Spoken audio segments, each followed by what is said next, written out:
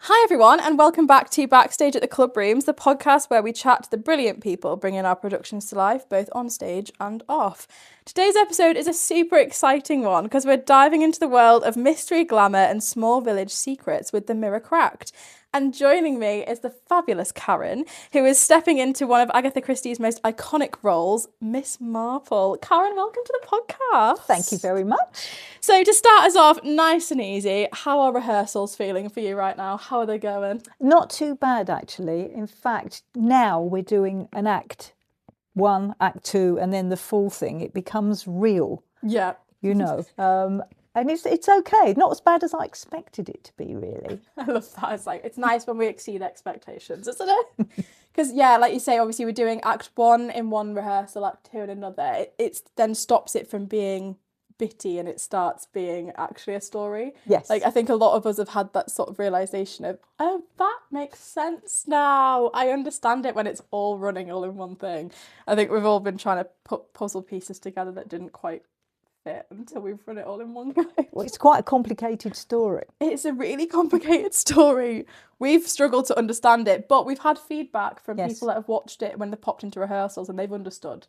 Yes, that's really good because so as long as somebody can watch it and understand it, that does help with the play, doesn't it, really? Yeah, it gives the audience a fighting chance, doesn't it? What has your experience been like working on The Mirror Cracked so far? Very good, actually. I think everyone I'm working with, they're such lovely, lovely people. And of course, there's some of you I've worked with before. Yeah. Backstage as well as on stage. Yeah. And of course, we've got a couple of new people, which is absolutely lovely. And they're so good. And they've brought real freshness to the whole group, I think, which has been really nice. Absolutely agree with you. It's a really nice bunch of people this time. Like we've got, I mean, it's a nice bunch of people every time, but it's a nice mix. Like you say, we've got quite a few new faces, which is really nice. And then some people that haven't done shows in a while that have then come back. And yeah, no, it's lovely. Everyone's just, it's a nice team, isn't it? So for anyone who might not know, can you give us an introduction to Miss Marple as a character? Like, who is she? What is she doing? She's a very, very clever lady. Very clever lady. Actually, I've been surprised because I have to make her quite level. Not many highs or lows. I have to look as though I'm really thinking and understanding and knowing what's going on. Yeah. And that's quite difficult. And whereas Craddock, my lovely inspector, who's absolutely adorable, but of course we have a really nice relationship. Yeah. He obviously likes her and gets a bit frustrated with her. Yeah. But of course she works it out in the end. Yeah. And I never was an Agatha Christie fan, I'll be quite honest with you. Valid. I have watched them. But now, looking how this adaptation is fantastic from the book. Yeah. And it's just so nice to see her develop and how she suddenly goes, I love it. Yeah. She's fab. She's such a beloved and like recognisable character though. Like for Christie fans, she is like a go-to. Like you think Agatha Christie, you go Miss Marple. Like it's such a recognisable character. What was your reaction when you found out you'd been cast? Like what did you think? Well, when I came to the read-through, I thought, I think I'd like to do this. It was a bit daunting because it's such a big role and there's so many words to learn. You're on stage like the whole time. The whole time, which is nice because I don't have costume changes. But other than that, that's not too bad. But I don't know, when I sort of said I'd like to play Miss Marple, and then I was waiting to hear, because you look about and you see who else wants to have a go. You do the scour, don't you? You're like, who's my competition here? Like, who else is going for this? I knew I was the right age, so that was a good start. So, age-wise, because there's not many plays as you get older that have a good role for an older person. There's loads for younger people, and younger people can look older. Yes. But older people can't always look younger. Yeah, no, that's so true. Yeah. So I thought this might be my last chance to actually do this. Big part. Be a big person. Big part. Yes. Yeah. That's so exciting. So everybody interprets their characters like in a different way, and obviously the writers of obviously the books, and then obviously it's been reimagined in the script to be slightly different. How would you say you've interpreted your Miss Marple? How have you made her yours? That's a really interesting question because I actually looked at all the Miss Marples. Oh, did you? Oh, yes. I You did went some on research. YouTube. I watched a lot. I looked a little bit of the, I can't remember her last name, Susie someone, who played her in the play. Okay, yeah. But that was only a snippet, like a line. And I looked at all the others, and of course, some of them were really strident and some of them were not my cup of tea. But what I particularly was looking at, not so much how they speak, was how they look. And I noticed how she held her hands, how she tipped her head, and her intensity. And I thought, I must try to get that. But of course, then I have to be me in the role. But that was helpful, just looking at all the other Miss Marples. Like, and it's such an interesting one. Like, it's something we don't talk about enough, I think, as actors, is that when you're playing a part, some people go full method and they're like, I'm going to behave like this character all of the time. And like, I've been known to do like, not full method, but part, like when I did, when I was Polly Perks in Monsters Regiment, I cut my hair because I was like, I need to feel like her, and she's cut all her hair off, so I'm going to cut all my hair off. Why not? And it was that sort of like, that helped me to feel more like her. So I guess it's that sort of like, you posture changes. You're like, okay, how would she hold herself in this moment? How would she be gentle here? Would her body language say this? And it's like, and can I just say, I love your Miss Marple. Honestly, if you've not got your tickets yet, I mean, I'm going to do a ticket plug at the end, but you have to see it. It's brilliant because I think, especially with Craddock, who is being played by James as well, who's fabulous. We saw him in Bleak Expectations. He's brilliant, so witty. But his character of Craddock it's very difficult for him to be hard and also compassionate. Yes. Because he's very much like asking the questions and he's drilling. But then you're there as the, well, no, let's just think about that for a moment. And it's very nice. It's a lovely little balance we've got going on, because it's that sort of yin and yang, like good cop, bad cop situation without it meaning to be. The other thing, though, I'm quite particular thinking about at the moment is when I'm not involved in the scene. Because I'm on there all the time. When I'm watching, I don't want to give too much away, but when I'm watching the memory, I've got to watch the memory. And I want to try and react a little bit, not a lot to take the look away, but actually I've still got to be listening because I comment on it. So I'm very aware of when I'm not speaking, when there's quite a few bits that happens, that I'm still in the play. It's so tricky. I arguably think that acting when you're not speaking is more difficult than acting when you are, because when you're speaking, it gives you a cue. It gives you like this line is really deep, so I need to be really like solemn, or this line's funny, so I can maybe be a bit more quick and sharp with the delivery. When you're just sat or stood and you're sort of waiting for your turn as it goes to speak, you're then having to be like, okay, I'm waiting, but I need to be listening because I need to jump in, or I need to comment.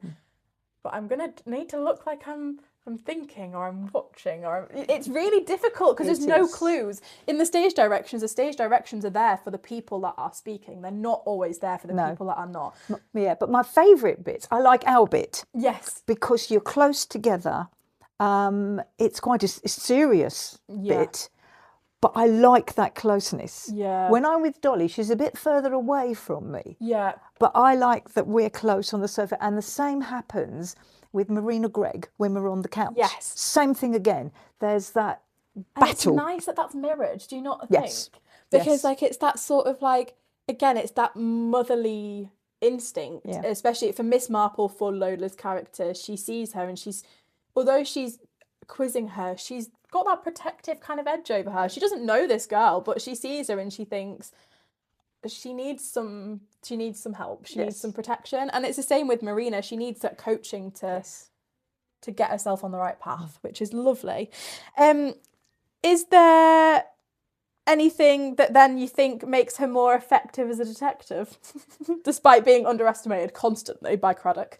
What do you think makes her... Experience and living in a little English village, She's seen so much evil.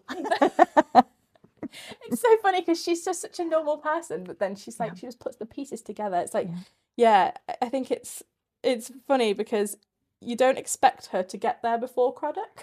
Well, it's the fact that when she says, I know people, that's all. And that's echoed throughout the play. And she observes people. That's the thing, I think. She's a typical British lady, people watcher, isn't she? She just spends her life like watching people Mm. and just picking up on little things. And then but it's very useful. I mean, it solves the problem, doesn't it? So, but she's kind as well. She can be tough, I think, but she's also quite kind. And I think when she's with Lola, she very much is, oh my dear, and it's very heartfelt, isn't it? It's very heartfelt. Absolutely, it is 100%. Is there anything that surprised you about her when you started exploring the role? Was there anything that you're like, oh, okay? I don't think so. I can't think of anything in particular. I do like her. Yeah. For someone who'd never watched it really Agatha helps Christie. when you like your character, though, doesn't it? Like, I that like sounds for anyone that doesn't act, they'll listen to that and go, what? But like, it really helps when you like your character. If you don't like your character, it's really difficult when you've got to spend so much time with them for so long. I like being her. When I first read the play, when we came for auditions, I liked the role of Dolly. Because I thought, oh, that's me. I can be feisty. I can be. It's a great character. But for Susie, that's just Susie. And of course, when I sort of really read the Miss Marple role, I thought, I think I might be able to do this. You know, I think I can. I hope. No, you absolutely can. And I think, like you say about Dolly, that character, she's fab, isn't she? She's fab. Dolly's and she's feisty and just lovely and savage. Like the stuff that she comes out with is just mental. And like obviously it's set in what 60s. That's right, isn't it? And like it's like she's got no filter. No. Just a certain brain mouth. Like that's it. And I love that. And Susie does it so well. Yeah. She's so dry with the delivery that it's like, of course that is. And you wouldn't it's the casting's perfect. She is just. But that is what people would have said. I mean, I was around in the 60s. Remember, I was young, but I was around in the 60s. And people show you things about the 60s, and I think, God, that looks so old. Oh, I was there. It's a shock. It's a shock to realise that you yourself have got older. And I think that this part has to be played by somebody who is older. Yeah, absolutely, it does. And I think like it's also really interesting because it's classed as a period piece, but it's not because, like you say, and to be fair, you've got like the general age of the cast is an older cast this time. There's me and Archie. I think we bring. You're the youngsters. I'm the youngest in the cast, which is mental. But yeah, I think it sort of brings. It is that sort of vibe that we all sort of recognise that it's not that long ago, but it feels like that because of.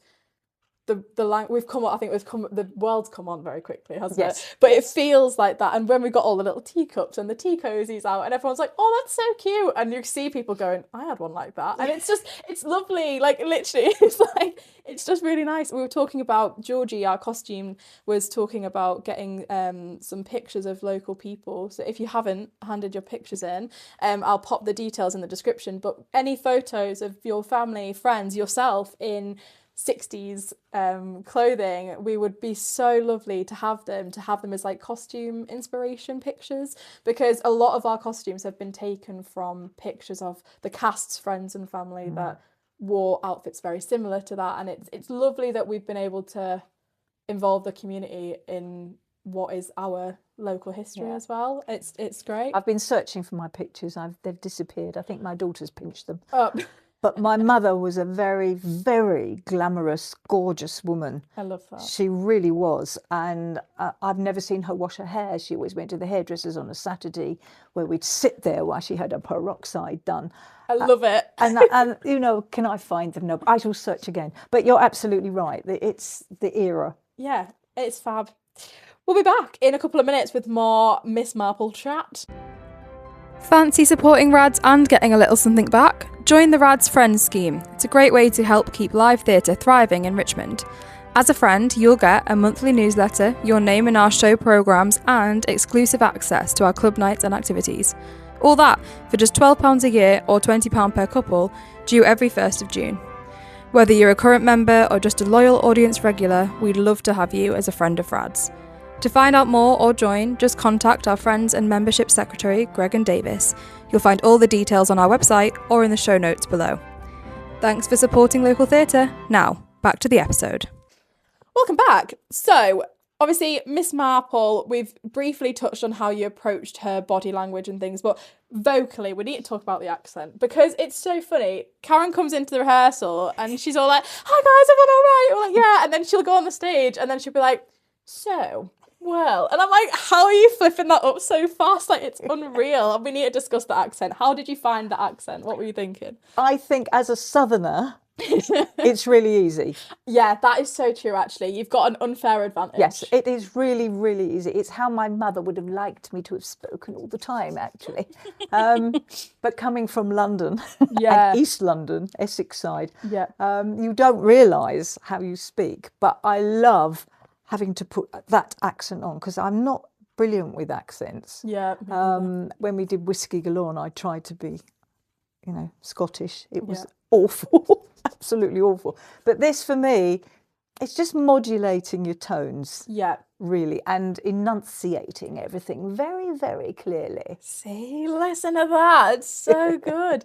It's so funny, though, because literally as soon as you, I think it was the first or second rehearsal and you did it, and all of us were like, "Oh, she sounds like Miss Marple, like what?" And it's like, because there's a few Americans in the cast, myself and Marina and Jason, and the assistant director. I think we're the only Americans, aren't we? Yeah. And then everybody else is British. Yes. And so there's a real diverse. Well, then you've got Cherry, who's very like Londoner, like very like proper, like what I would associate proper London, like proper London, like not proper what London. I speak. Yeah, like Cockney, innit? But it's like then you've got yourself as like prim and proper. You've got us dodgy American accents that don't really coexist with each other, and then you've got Cherry's really broad Cockney, and then you've got everyone else that's sort of in a general English. It really does help characterize Miss Marple. I feel like her accent is a massive part of her. I hadn't thought of that, but I think you're right. I have been in a play where everybody had to be American, and we varied from way down south to way up north to New York, and we had all these different accents because you try and be an American, that's how it comes out, kind of thing. Yeah. But I think you're right, and I think the contrast, especially with Giuseppe. Oh my gosh, I forgot about Giuseppe. Don't forget Giuseppe. How when we talk about accents could I possibly forget about Giuseppe? Oh my days. Giuseppe, our Italian butler, played by a Scottish man. It's just fabulous. Shout out to Kev, who sort of came into that role as an emergency cover when our original Giuseppe Anthony had a little bit of actually not a little bit, quite a big of an accident, but he's recovering okay. Yeah. But yeah, it's very much a case of the accents do really make this show, and it's nice that we've got like such a contrast. But yeah, the Americans are like, I don't know if we're meant to be consistent. I don't know if we're all meant to have the same. I hope not, because none of us do. There's obviously Archie's, I would argue, is the best. His is quite solid. Mine is flaky. But remember, you were born in England. I was born. Well, that's it exactly. So I'm like, it's fine. Mine's meant to be a little bit dodgy because I was from England originally. Marina's is very transatlantic, which is very consistent with her sort of existence. And the assistant director's is actually the best because he's actually American. It's American. That does work, doesn't it? But yeah, it does. It fits quite well. Yeah, typecast perhaps. I don't know. But yeah, it's very funny because, like you say British and whatever you come out with comes out, and it's the same with American. You say American and everybody does think different. But I think the consistent accent throughout has been Miss Marple's, and I think it does really, like I say, it goes for her character. You expect her to be sort of prim and proper, like a lady. Not only that, you have to do it quite slowly. I have to slow myself down because I tend to speak very quickly and I'll do all my words together in a big rush, and I have to stop that because I need to slow it down. I also need to look like I'm thinking. Yeah, you can't just rattle off all these lines. I had the right face, but you have to slow the language down because otherwise it all gets a bit jumbled. Absolutely, it does. And that's another thing with accents as well. It's like when you're not speaking in your natural accent, you lose your natural rhythm. So it's putting in that natural rhythm back again, which I think we're getting. Now we're books down, I think we are getting that sort of What else back. I think has come out of the play is the humour. Oh, it's so funny. If you'd have told me there'd have been funny bits. I didn't think it. So I read the book years ago, and then Greg mentioned that him and Lee were doing it, and I was like, oh, I used to love the book. I read it, I loved it.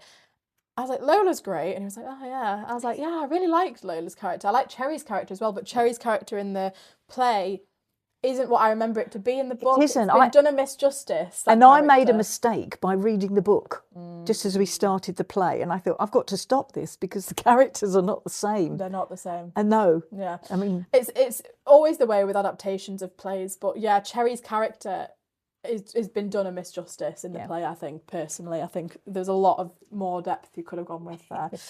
But no, you're absolutely right. It is like, it's so funny. There's some bits that are really witty and it's like you don't expect to have a laugh, but then you need it because it's a really heavy story. Yes. Like it's really heavy. And the repetition.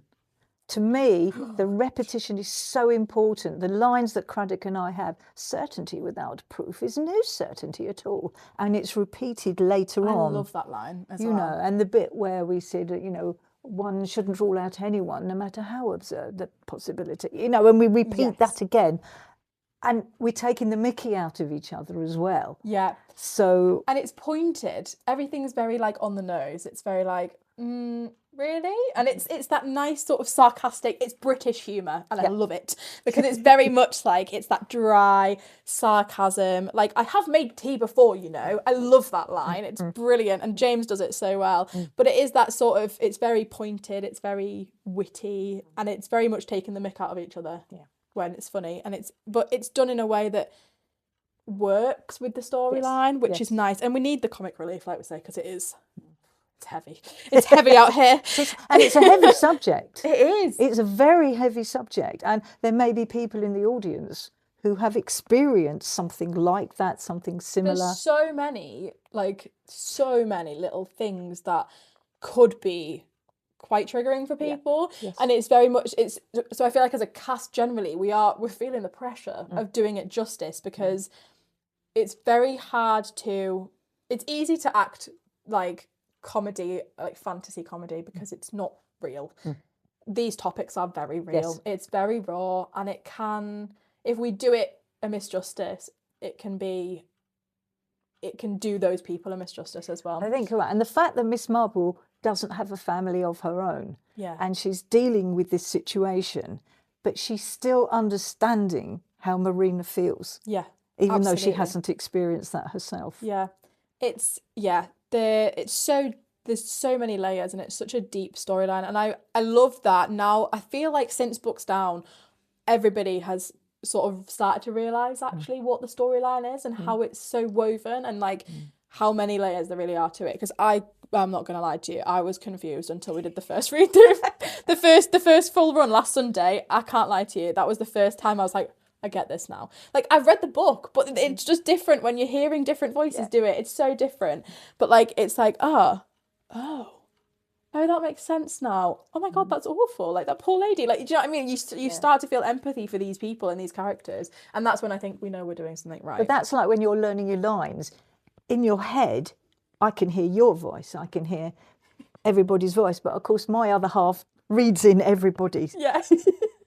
He also reads in everybody when he's in the club rooms, by the way. Yeah. Shout out to Jack, who's been building our set. He literally sits in the club rooms in the rehearsal, and he's sat there. Me and Archie are sat there next to him. We're sat with our books, and all we hear next was is Jack muttering everyone's lines. And I'm like, do you know this whole play? And he's like, yeah. And I'm like, what?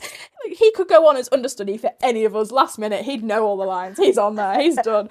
Not his thing, though.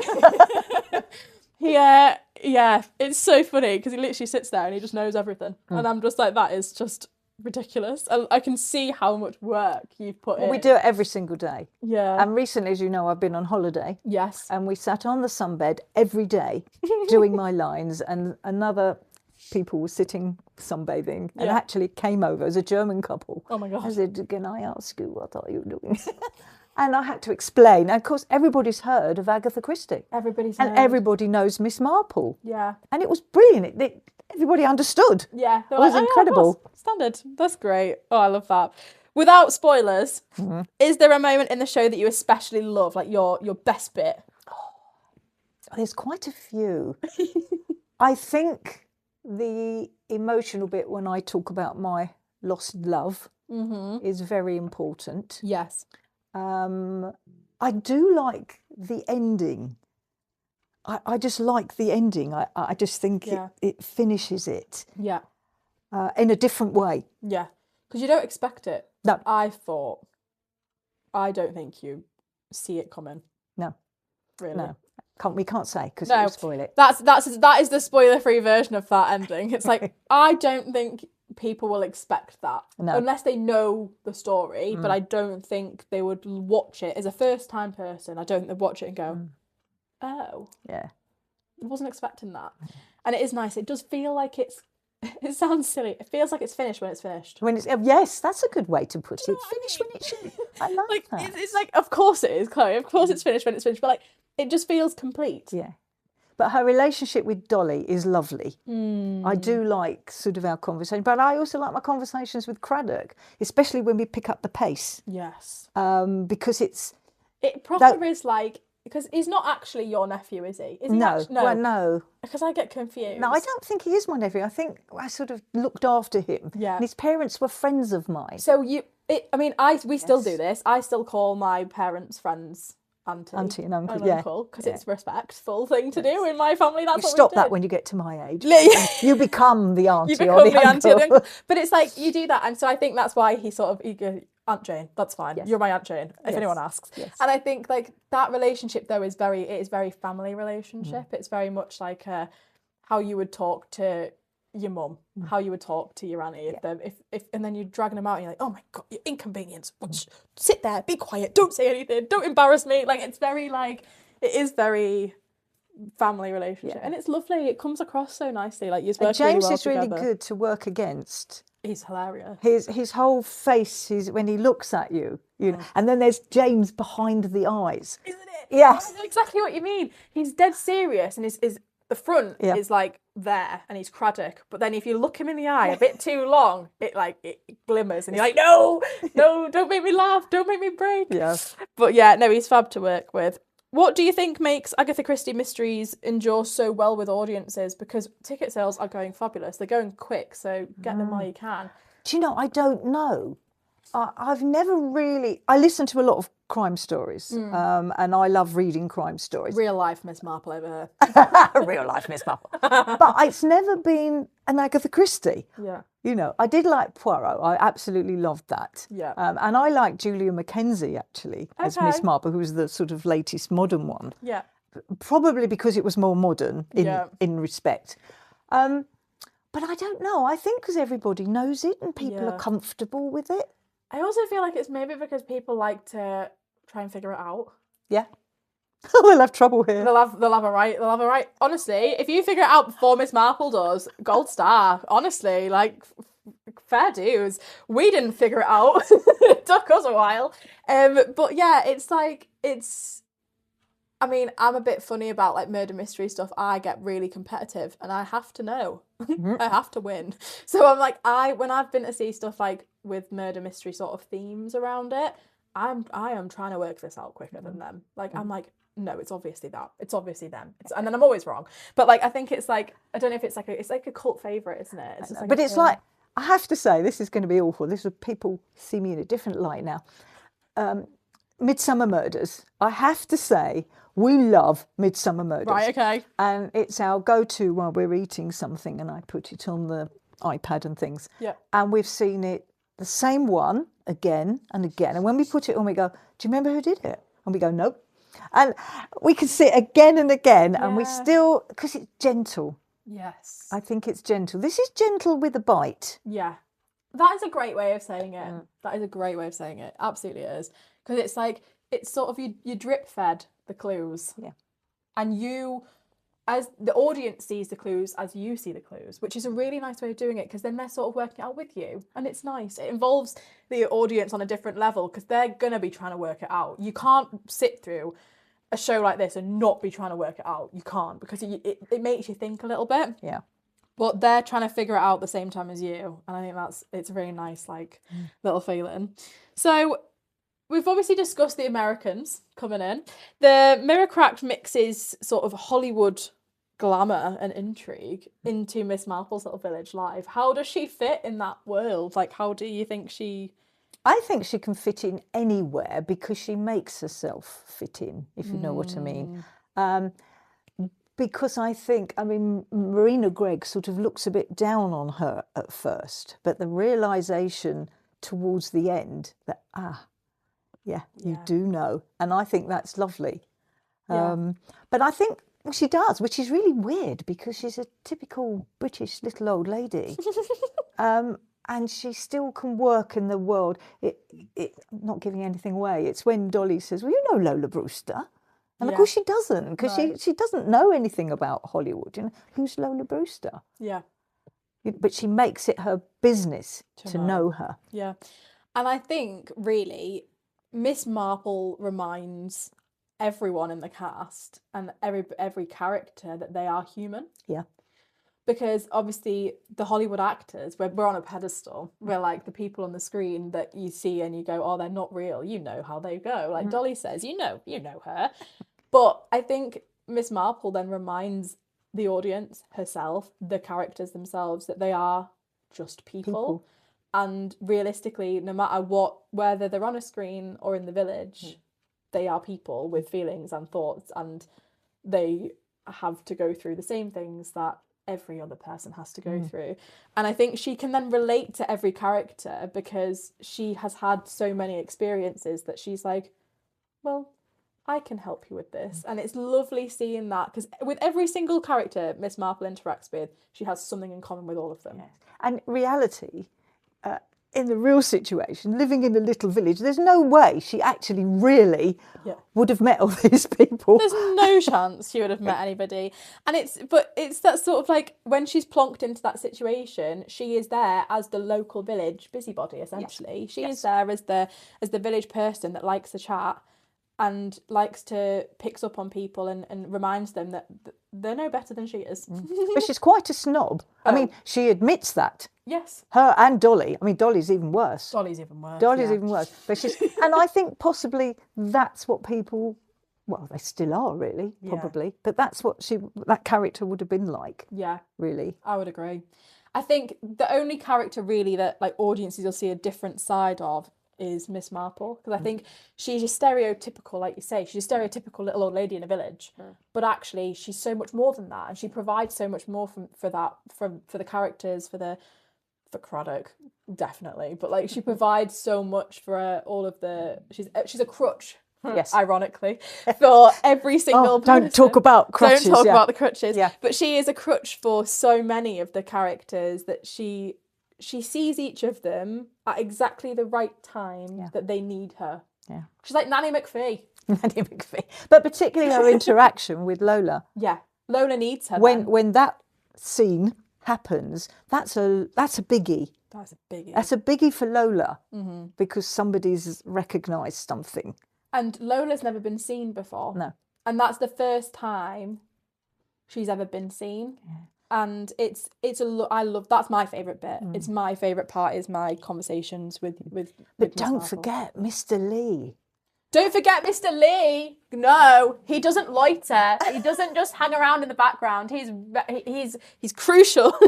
But it's the whole thing, how that character is dismissed, if you like, until the end, and we hear it all. So and that is just so true, probably, of many people, that they're seen as the little people and they're not important, when in actual fact he's the most important, because he could have he could have sorted it out and seen one. Yeah, literally. I was literally about to say, like, if like it gets to the end and he's like, right, I'm still here. Yeah. And it's like no one ever thinks to ask the relevant people. They just ask the people that appear to be most important. Yeah. And it's like it's there's so many layers, but it teaches a lesson, really. Yeah. It's like don't discard anyone. And don't make an assumption. Don't make any assumptions. Not what's your thing about something without proof? Certainty without proof is no certainty at all. Exactly. There we go. We'll be back in 2 minutes for our quick fire round. Looking for a fun way to spend a Monday evening? Come along to our monthly RADS Club Nights, held on the second Monday of every month at the Club Rooms. Whether you're a seasoned performer or just theatre curious, everyone's welcome, member or not. We've got all sorts of drama-filled fun, from script read-throughs to games, workshops and more. It's relaxed, it's social, it's theatrical, and we'd love to see you there. Keep an eye on our socials for times and themes, and come and join the RADS madness. Welcome back. Right, quick fire round. So, for first time listeners, this is how it works. I'm going to ask Karen 5 quick fire rapid questions, and it's first answer that comes to mind. Now, there's not an official competition that goes on here. However, I've started ranking the podcast guests as to who's the best at quick fire. Oh, no. Because some people, Scott, like to take ages and go, oh, I'll pause and come back. And every time I give him a little dig. So, hi, Scott, if you're listening. So, your goal is to beat Scott. I'm ready. Are you ready? First question, tea or coffee? Tea. Cosy cardigan or detective notebook? Detective notebook. One word to describe Miss Marple. Beautiful. Most suspicious object, teacup, letter or garden trowel? Letter. And village gossip, useful or dangerous? Useful.